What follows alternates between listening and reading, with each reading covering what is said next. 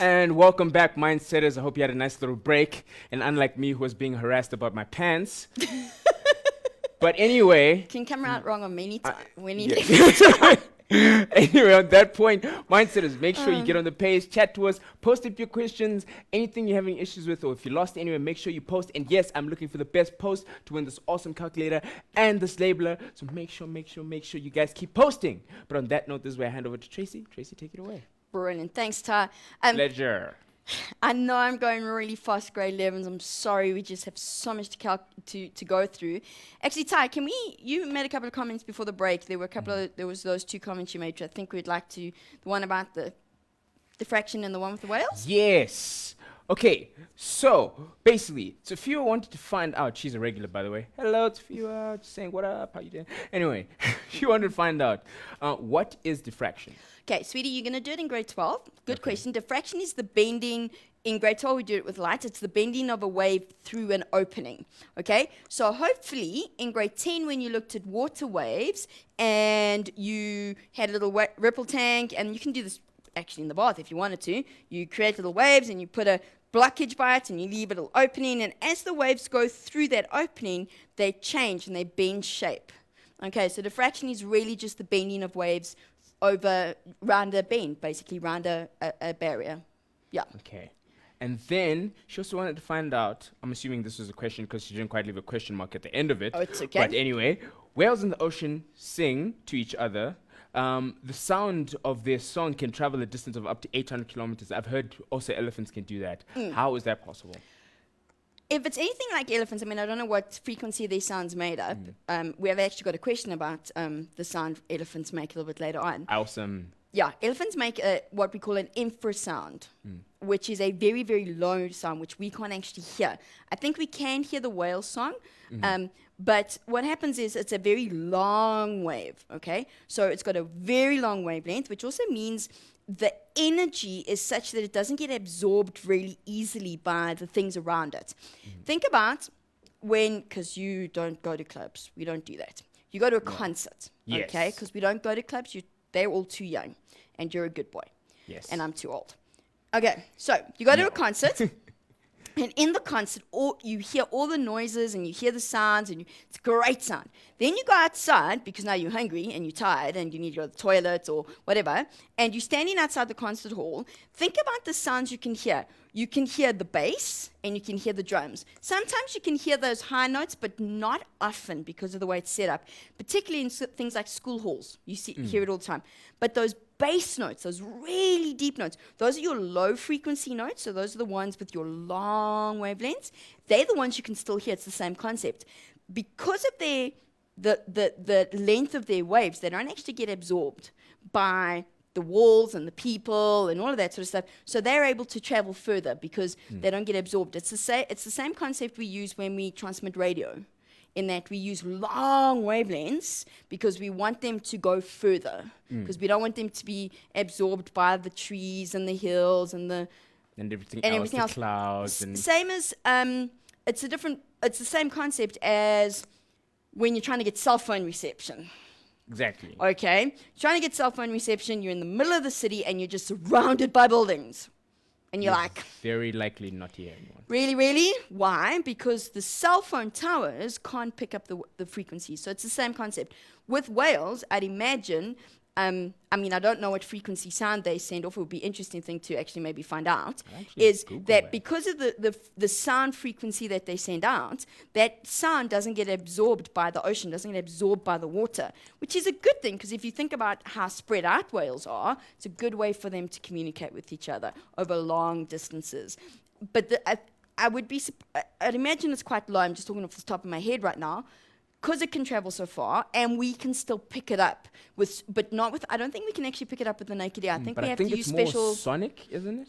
Yeah, I'm just not sure if it's subsonic or supersonic. So I'm not sure which end spectrum of the spectrum it is. Whether it's above, I'd imagine it's still below our hearing. I'm just not sure. But I'm hoping, Sweet Pea, that actually answered all your questions that we had. Okay, so I'm going to go on to some more questions about sound. And actually, this is what we were talking about with Mom and Dad telling you to put the sound down. Okay, a person is yelling, well, we're not quite at that one, but we're getting there. A person is yelling from a second-story window to another person standing at the garden gate, 50 meters away. Now, this happens at school all the time, and it drives me mad, okay? If the speed of sound is 344 meters per second, how long does it take the sound to reach the person standing at the gate? So, what do we know? Let's see. We know that the person is 50 meters away. Sound travels at 344 meters per second. 344. And the person is 50 meters away. So V equals delta X over delta T. We want time. V is 344. X is 50. Okay. And so delta T, the 344 goes to the bottom. Okay. And I have actually worked this out beforehand. 0.15 seconds. Okay. So you don't even notice that. Have you managed to find out what frequency it is? Yes, we found out that frequency of whales actually ranges between 10 hertz to 31 kilohertz. Okay, so let's just, actually I've got blank ones. Let me just write this. I'm fascinated by this. I'm also pretty fascinated. I this love is sound really as cool. a musician, so this is No, awesome but this to is me. this is very cool. So it goes from 10 hertz to about 31 kilohertz. 31 ranging. kilohertz. Now, 31 kilohertz means that's 31,000 hertz. Okay, we can't pick up the 10 hertz. So the sound that's traveling for 800 kilometers would be in this range. Would be that's very low one. Yeah, that it's called infrasound. Much like elephants. Yeah, infrasound, just like elephants. Elephants can make sound that you can't hear that's of that pitch as well. And it means it travels for longer. So in water, that's actually quite interesting. It will travel very quickly in water. So that's also a big bonus for sound, so it travels much faster. 31,000, that's what you would hear. You could pick that up. We hear the squeaky part of it. You could hear the squeaky part, Yeah, but you won't hear it from far. That's why you can only actually quote it from up close. Yeah, you wouldn't. In water, they can probably hear it a little bit further because of how much faster it travels.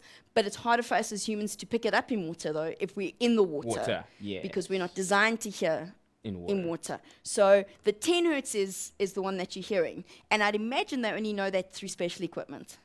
They would have put equipment in the water to that can actually pick up those I found sonics. that was brilliant. I found that very fascinating. I learned something Thank new you, today. Tiffy. Well done, Sweet Pea. That was brilliant. That was fun. I like that. So that brings us to this question. Okay. A piece of equipment has a warning label on it that says, "Caution, this instrument produces 140 decibels. What safety precaution should you take before turning on the instrument?" 140 decibels can burst your eardrums. Very easily. Very easy. Permanent damage, okay? Here you're talking, the sort of thing they're talking about here would be at airports and airplanes. Yes, as the engine actually cuts through the... Yeah, no, it's ridiculous. So, thinking about what you see with those funny men who do, they always have those muffin shouldn't do that. I went to gym, it earphones. hurts. Okay, who do the whole semi-full thingy, okay? What do they have on? Those muffs? Headphones. Yeah, they have earmuffs. Okay, so before you even think about turning this on, you put on earphones. This could also be something like a road jack. You know those jacks where they dig up the roads and before they actually make it nice and neat and all the rest of those jacks? Though we don't see a lot in this country, those things, this sort of decibels. Burst your eardrums, okay? Very, very painful. And we were talking about earlier about turning things down. This was my mother's biggest thing when I lived at home. Turn the TV down. Promise you my mother could hear a pin drop. And I was like, what I can't hear it. I think I was deaf, but that's okay. Now it's about your earphones. And guys, as much as your parents moan at you, and I moan at my kids all the time as well, seriously, be careful about how loud you listen to your music. Because remember, your ears are very, very delicate. And the thing with earphones is that it's very, very concentrated. I'm really glad that we're going back to the big earphones again. Those little in-ear ones, which are cool for gym, are actually really, really bad. because they're even closer to the eardrums. They're not great, but the ones that surround your ears, besides getting better sound, as a musician, you should know that. No, definitely. It is better. But the louder you make it, think, and I'm sure some of you have done this, but pushed through the pain. Like you put it up in that bass, especially with house music and that sort of stuff, where it's like big bass. It's like you go, it hurts. I'm old. Okay, moving on. Okay, so earmuffs, and we've got to be careful, okay? Ears are delicate. You don't want to do anything to those. You need it. Okay, we've done that one. And we've done that one. Okay, oof, wow. The board's determined to go backwards. I like this question. I chose this deliberately, grade 11, because there's lots to it. And it's all about getting to the question.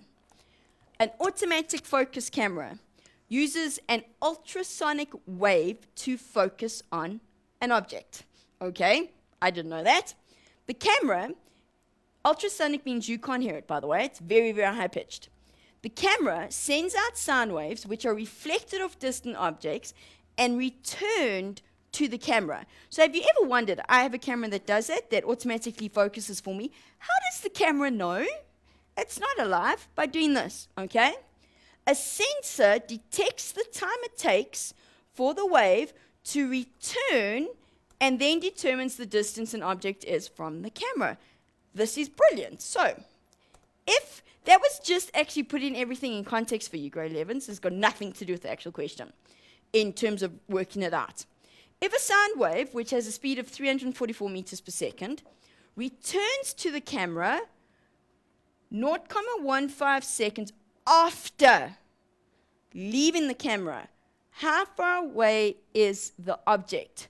This is what's happening. My camera is over here. The object is over here. The sound is going from the camera, coming back to the camera in 0.15 seconds. The zero can disappear now. They want to know how far is the object from the camera. Let's think this through. There's a couple of ways you can do this, okay? For me, the easiest way to go is, well, if the time that I'm given is the time it takes to go there and back, assuming that it takes the same amount of time to get there as it does to come back, what that means for us is if I was only considering going in one direction, it would be half the time. Okay? So the time taken to travel just to the object would be 0.15 divided by 2. Okay? Which means it's sorry, I need to get, I can't even, it's been a long week, I can't even do this one in my head. Okay, would be 0.075 seconds, okay? We know the speed, it's 344. So if V is delta X divided by delta T, we want delta X.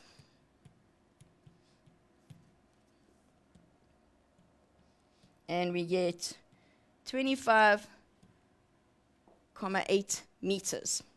But I said to you there's another way we could do this.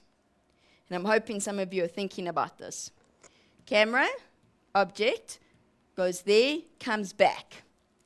If I work it out and I do this, if I say, well, let's do V, delta X over delta T. Velocity is 344. My distance is what I want. If I use the time 0.15 seconds, delta X becomes 57.6 meters. Okay? But that 56.7 meters is going there and coming back, so it's twice the distance. So therefore, the distance, okay, I've worked out delta X, I can't use it again as my symbol, is actually 25.8 meters. Same thing, doesn't matter. So you've either got to divide your time by 2 or your distance by 2, because this is the same as an echo. Sound is being reflected off an object. Okay? Ty, do you have anything else there just quickly? Because the next set of questions use a different formula, and I think I'd rather do that after the later. break. Let me see. I've got a couple here.